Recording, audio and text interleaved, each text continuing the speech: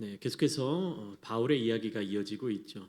바울이 경험하고 있는 사도행전에서의 다양한 이야기, 여러 가지 기적을 베푼 이야기도 있었고, 또 사도 바울이 전도에 힘썼던 이야기, 또 제자들을 양육했던 이야기, 그리고 고난을 당하고 오해를 당하는 이야기, 여러 가지 많은 이야기들이 이어지고 있습니다.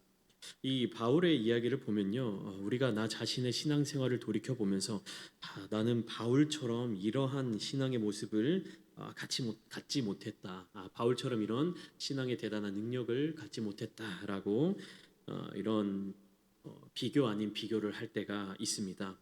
바울처럼 복음을 전하고 싶지만 그러지 못할 때, 바울처럼 큰 믿음을 갖고 싶지만 가지지 못했을 때, 그리고 바울처럼 대단한 사명을 감당하고 싶지만 감당하지 못할 때, 그럴 때 우리의 신앙이나 우리의 마음이 얼마나 또 그렇게 갑갑하고 혹은 뭐 답답한 마음이 들 때가 있는지 모르겠습니다. 그 생각에 매몰되다 보면 어떻습니까? 자꾸만 비교하는 신앙 생활을 하게 됩니다. 저 사람은 어떻는데, 이 사람은 어떻는데, 저 사람은 무엇을 했는데 나는 왜 못하지? 혹은 나는 뭘 했는데 저 사람은 왜 못하지? 이런 높고 낮음의 비교를 하게 된다라는 것입니다. 그런데 그런 저와 이런 성향을 가진 성도님들을 향한 기쁜 소식이 오늘 본문 안에 담겨져 있는 것을 우리가 발견하게 됩니다. 다른 사람의 신앙이 커 보이고 바울의 신앙이 대단해 보이는, 다시 말하면 나의 신앙이 너무나도 작아 보이는 이 상황 가운데 오늘 본문을 자세히 보면요, 놀라운 사실 하나를 발견하게 된다라는 것입니다. 오늘 본문의 이야기는 사도 바울이 중심이 되어서 진행이 되고 있지만 본문의 주인공은 사실 바울이 아닐지도 모릅니다. 사도행전은 오늘 본문을 통해서 한 사람을 소개하고 있습니다. 그런데요, 이 사람은 이름도 없습니다. 나이도 모릅니다. 어떤 사람인지 설명도 없습니다. 그저 16절의 말씀처럼 바울의 생질, 바울의 조카라고 하는 이 한마디로 소개하고 있습니다. 그런데 하나님은요, 이 이름 없는 한 사람을 사용하셔서 어떻게 하시냐? 바울을 살리시고, 또 바울이 로마로 향하여서 로마에서 복음을 증거할 수 있는, 그 로마의 복음이 전파될 수 있는 길을 열도록 만드신다라는 것입니다. 여러분, 우린 이 작은 한 사람을 주목할 필요가 있습니다. 우리가 우리의 신앙생활을 바라보면서 바울처럼 되어야 하는데, 바울처럼 무엇인가를 이루어야 하는데 라고 목표를 세우고 목적을 세우면 대부분의 그리스도인들이 좌절을 느끼게 될지 모릅니다. 100명 중에 한 사람 될까 말까 할 거예요. 바울과 같은 신앙을 갖고 믿음을 지켜나가는 사람이란.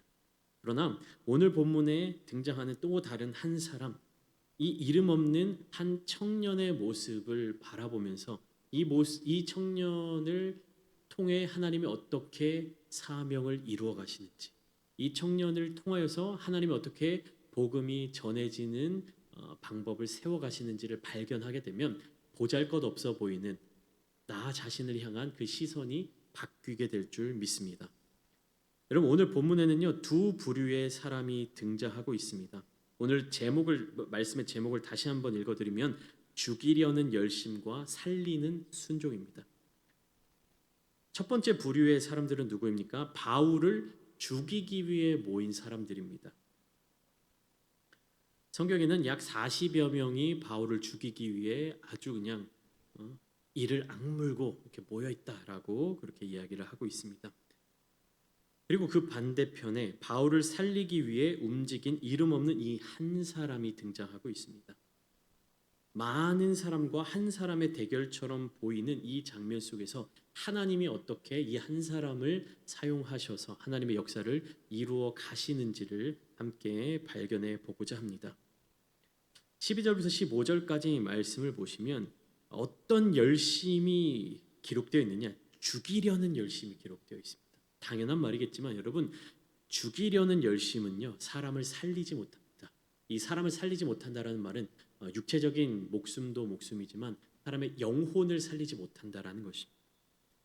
누군가를 해치고자 하는, 누군가를 죽이고자 하는 이 마음은요, 영혼을 살릴 수가 없습니다. 12절과 13절까지 말씀을 우리 함께 읽어보겠습니다. 시작. 날이 새매 유대인들이 당을 지어 맹세하되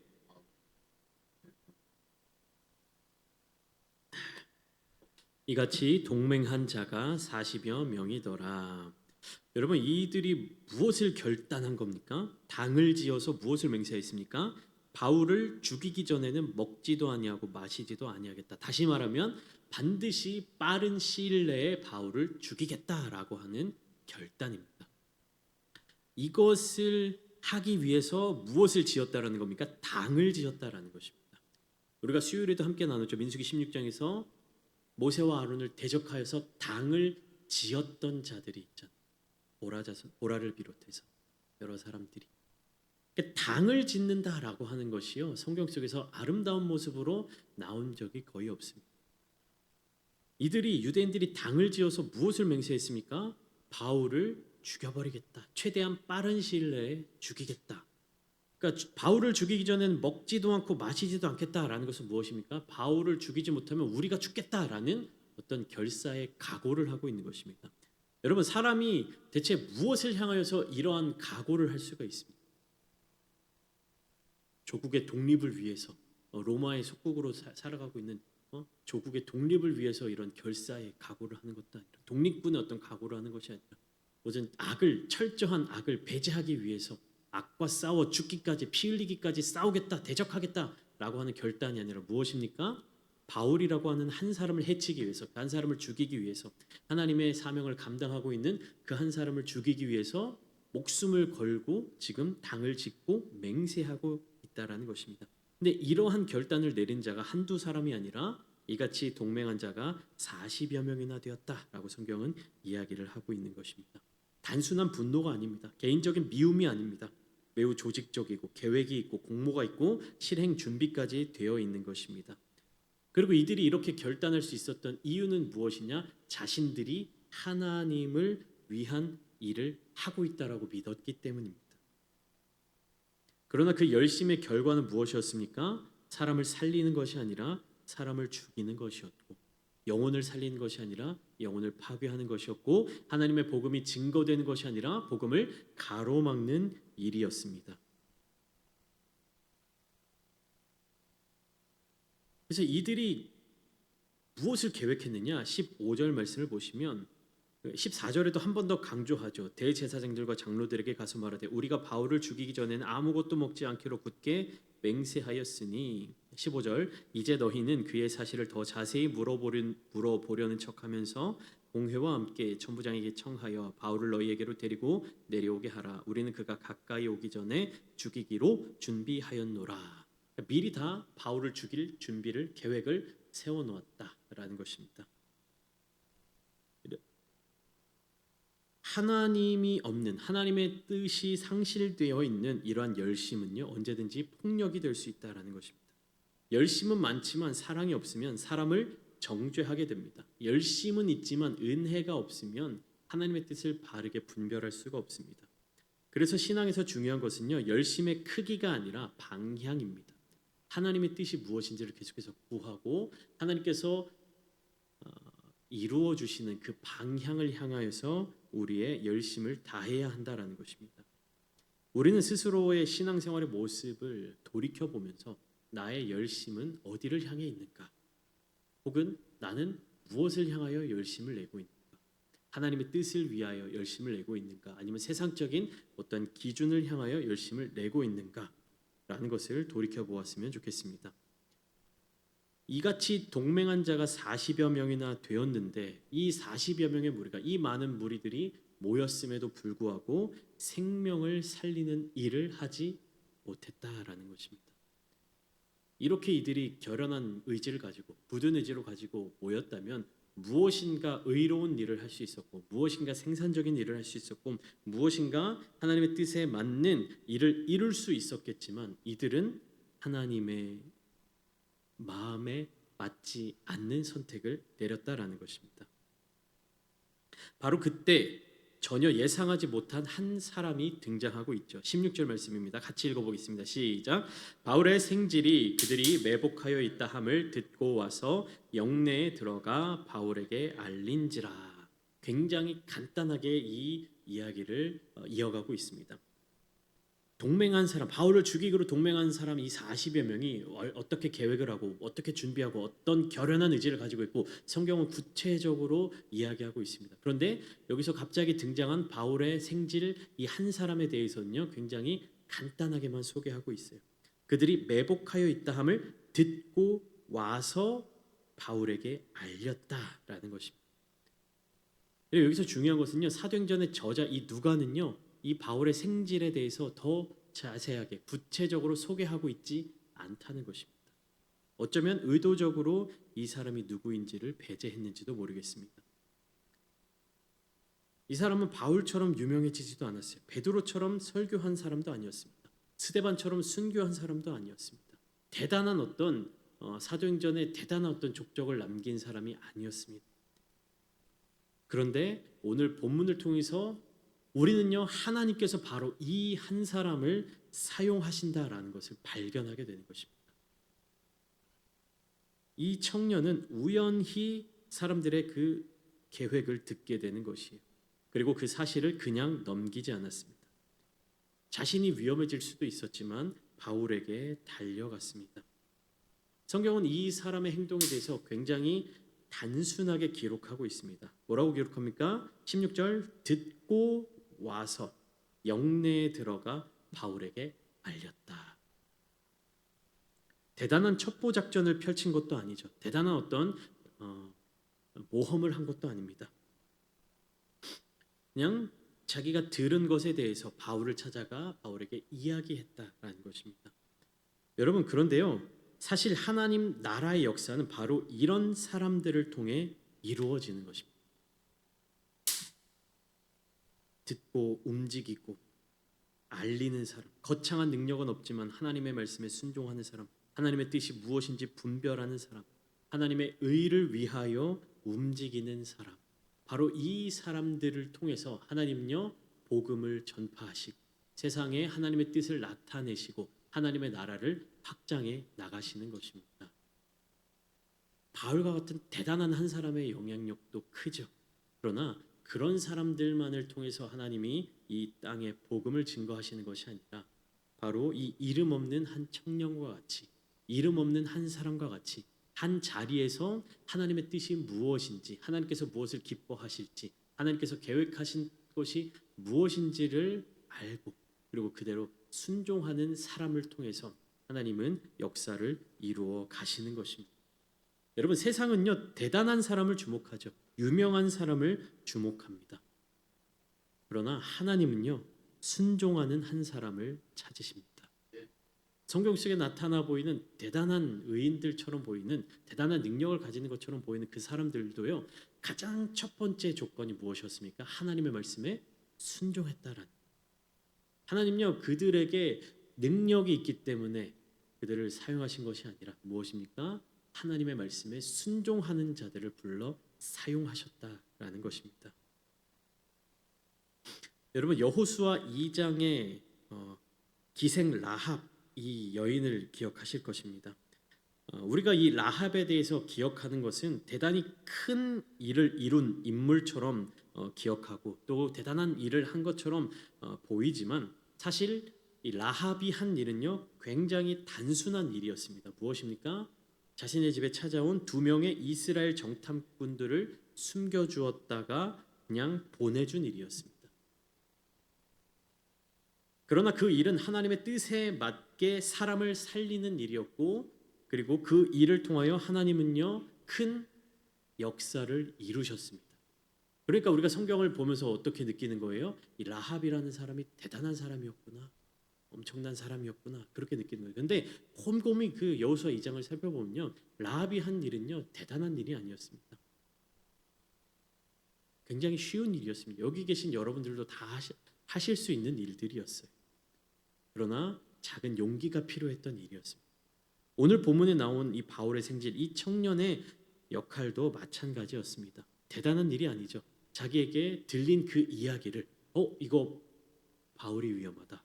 바울 선생님이 위험하다. 살려야 한다. 하나님의 복음을 전하는 우리 삼촌을 살려야 한다라는 이 생각이 들었을 때, 그것이 하나님의 뜻에 합당한 일이라고 했을 때 지체 없이 달려가 순종하는 것, 지체 없이 달려가 행동하는 모습을 통해서 하나님의 역사가 이루어져 갔다라는 것입니다. 하나님의 뜻에 맞게 내 자리에서 순종하는 자들을 통해서 하나님은 역사를 이루어 가십니다. 그리고 하나님은 오늘날에도 바로 그러한 한 사람을 찾고 계십니다. 여러분, 하나님은요 우리에게 바울과 같이 되도록 이렇게 말씀하고 계신 것이 아닙니다. 하나님은 우리들에게 바로 이 청년과 같이 우리가 머물러 있는 그 자리 가운데 우리의 귀로 들리는, 우리의 눈으로 보는 그 상황과 환경 속에서 하나님의 역사가 어떻게 이루어져 갈지, 하나님의 복음이 어떻게 전해져 갈지를 깊이 생각하고 하나님의 뜻을 구하고 그 뜻에 합당한 삶을 살아가는 한 사람을 기뻐하십니다. 여러분, 많은 성도들이요 바울과 나 자신을 비교하면서 낙심하게 됩니다. 바울은 이렇게 했는데, 바울과 같이 대단한 사람이 되고 싶은데, 또 수많은 목회자들도 그렇죠. 바울과 같은 사람, 베드로와 같은 사람, 다양한 선지자들의 모습을 보면서 나도 그러한 능력 있는 주의 종이 되고 싶다라는 그런 생각을 가질 때가 많이 있습니다. 그러나 현실은 어떻습니까? 그러한 대단한 능력을 가질 수 있는 사람들은 거의 없죠. 그럴 때 어떻습니까? 낙심하게 되는 것이요. 그러나 낙심하는 것은요 하나님이 기뻐하시는 일이 아닙니다. 하나님의 뜻이 아닙니다. 그렇게 우리가 이룰 수 없는 어떤 일에 대해서 우리의 능력의 어떤 한계를 자꾸만 시험하는 것이 아니라 하나님의 뜻을 구하는 자들이 되어야 할 줄 믿습니다. 하나님의 일은요 우리의 능력으로 할 수 있는 것이 아니라 하나님께서 부어주시는 힘과 능력으로 이루어 가는 것입니다. 하나님께서 우리를 사도 바울과 같이 세워주시면 우리가 그렇게 쓰임 받을 수 있는 것이고, 하나님께서 우리를 이 자리 가운데 보내셨다면 우리는 순종할 수 있어야 하는 것입니다. 오늘 본문은 이야기하죠. 모두가 바울일 필요는 없다. 그러나 모든 사람들이 이 바울의 조카, 바울의 생질과 같은 사람은 될 수 있다는 것이에요. 무엇입니까? 모두가 사도가 될 수는 없지만 사람을 살리는 한 사람은 될 수 있다라는 것입니다. 여러분, 하나님은요 이름 없는 이 순종도 결코 잊지 않으시는 분이십니다. 대단한 족적을 남기지 않는다 할지라도, 대단한 순교자의 반열에 오르지 않는다 할지라도 하나님께서 우리에게 주시는 그 사명을 붙잡고 작은 일에 순종하는 자들을 하나님이 기뻐하시는 것입니다. 여러분, 달란트 비유에서 1달란트, 2달란트, 5달란트 받은 사람들, 그 주인의 칭찬이 어디에 있었습니까? 많이 이익을 내고 많이 사명을 받은 사람이, 많은 것들을 받은 종이 칭찬을 받았습니까? 아니죠. 2달란트 받은 종, 5달란트 받은 종 똑같은 칭찬을 받았습니다. 우리도 마찬가지입니다. 많은 사명을 감당하는 사람과 적은 사명을 감당하는 사람, 무엇이 칭찬을 받는 겁니까? 작은 일에 충성할 때, 하나님이 우리에게 주신 그 작은 일에 충성할 때, 온 마음을 다하여 하나님의 마음에 합한 사람이 될 때, 하나님의 마음에 맞는 사람이 될 때 하나님께서 저와 여러분들을 칭찬하실 것입니다. 여러분, 하나님께 칭찬받는 성도들이 되고 싶지 않으십니까? 하나님께 칭찬받는 그리스도인들이 되고 싶지 않으십니까? 여러분, 사람들에게 칭찬받는 것도 얼마나 기분이 좋습니까? 사람들에게 인정받는 것도 얼마나 마음이 뿌듯합니까? 하나님이 기뻐하시는 한 사람이 된다면, 하나님이 칭찬하시는 한 사람이 된다면 얼마나 우리의 마음이 감사함으로 넘치겠습니까? 여러분, 17절부터 22절까지 말씀을 보시면 이 순종에 대해서 하나님이 큰 역사로 이루어 가시는 것을 목격하게 됩니다. 바울의 조카는 바울에게 이야기하죠. 이 일에 대해서 바울을 죽이고자 하는 이렇게 결의한 사람들이 있다, 그들이 매복하고 있다라는 것을 말합니다. 그리고 바울은 백부장을 부르죠. 그래서 백부장을 통해서 이 청년을 천부장에게로 데려가도록 만듭니다. 그리고 천부장은 그 이야기를 듣습니다. 여러분 얼핏 보면 평범한 어떤 보고 체계처럼 보입니다. 그러나 하나님은 이 작은 순종을 사용하여서 바울을 보호하셨습니다. 그리고 더 놀라운 것은 이 일이 단순히 바울 한 사람을 살리는 이야기로 끝나지 않았다라는 점입니다. 이후에 바울은 어떠한 일들을 겪게 됩니까? 가이사랴로 이송되어서 총독 앞에 서게 되고 그다음에 왕들 앞에 섰으며 마침내 로마까지 가게 되는 것이 로마로 향한 이 복음의 길이 바로 여기에서부터 이어지기 시작했다라는 것입니다.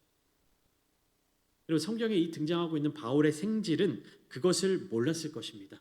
이 일이 어떻게 앞으로 이어질 것인지를 다 알지는 못했을 것입니다. 그저 자기가 들은 사실을 알렸을 뿐입니다. 그러나 하나님은 그의 작은 행동을 통해서 그의 작은 순종을 사용하여서 큰 역사를 이루신 것입니다. 여러분 이것이 하나님의 섭리인 줄 믿으시길 축복합니다. 우리는요 결과를 모르고 순종하는 것이 우리가 이렇게 순종하면 어떤 일이 일어날 거야. 우리가 이렇게 순종하면 어떤 일로 연결될 거야. 알고 순종하는 경우는 거의 없습니다. 아니요. 오히려 때로는 우리가 기대했던 것과 다른 방향으로 하나님이 인도하실 때가 너무나도 많습니다. 여러분 그러나 우리가 결과를 모르면서도 순종할 수 있는 이유는 어디에 나타나는 겁니까? 하나님의 뜻에 나타나 있는 것이에요. 하나님이 어떤 분이신지를 우리가 알기 때문입니다. 그렇기에 우리가 그 하나님을 전적으로 신뢰하고 하나님의 음성을 쫓아 그 말씀에 순종하면 하나님께서 그 결과를 책임지시는 줄 믿습니다. 우리는 작은 일을 합니다. 그러나 하나님은 큰 일을 이루시는 분이십니다. 우리는 한 사람을 살린다라고 생각합니다. 그러나 하나님은요 그 길을 통해서 복음의 사역을 이루어 가십니다. 사랑하는 성도 여러분, 오늘 본문에는요 이 두 종류의 사람이 등장하고 있습니다. 설교 초반에 말씀드렸던 것처럼 한쪽에는 바울을 죽이기 위해 40여 명의 사람들이 모여 있습니다. 죽이기 위한 자기들의 의를, 자기들의 목적을 이루기 위한 한 무리가 있습니다. 숫자도 많고 열심도 대단했습니다. 그러나 그들의 열심은 어땠습니까? 생명을 살리는 일이 아니었죠. 복음을 전파하는 일이 아니었습니다. 하나님을 기쁘시게 해드리는 일이 아니었습니다. 반면 다른 한쪽에는 어떻습니까? 이름조차 기록되지 않은 한 사람이 있습니다. 그는 유명하지 않았고 누구인지도 모르고 특별한 능력도 없었습니다. 그러나 그는 들은 것을 외면하지 않았고 해야 할 일을 한 사람이었습니다. 그리고 하나님은요 바로 이 한 사람을 사용하셨습니다. 우리는 모두 바울이 될 수는 없습니다. 그러나 하나님께서 들려주신 것을 외면하지 않는 사람, 하나님께서 맡기신 작은 일을 순종하는 사람, 누군가를 살리는 한 사람은 될 수가 있습니다.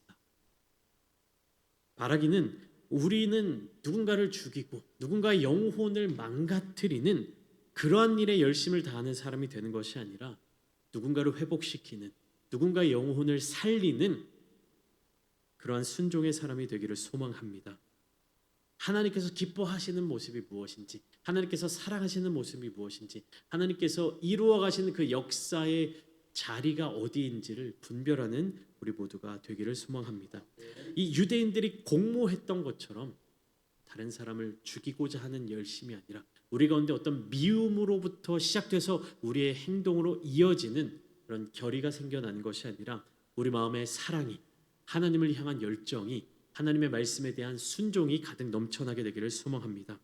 하나님께서는 오늘도 이 이름 없는 순종을 통해 일하신다는 사실을 기억하며 이 한 사람의 믿음을 통해서, 이 한 사람의 순종을 통해서 하나님의 역사의 퍼즐, 그 조각을 함께 맞추어 간다라고 하는 그 사실을 기억하시면서 하나님의 손에 붙들린 사람을 살리는 한 사람, 영혼을 살리는 한 사람, 복음을 증거하는 한 사람으로 살아가는 우리 모두가 되시기를 예수님의 이름으로 축원합니다.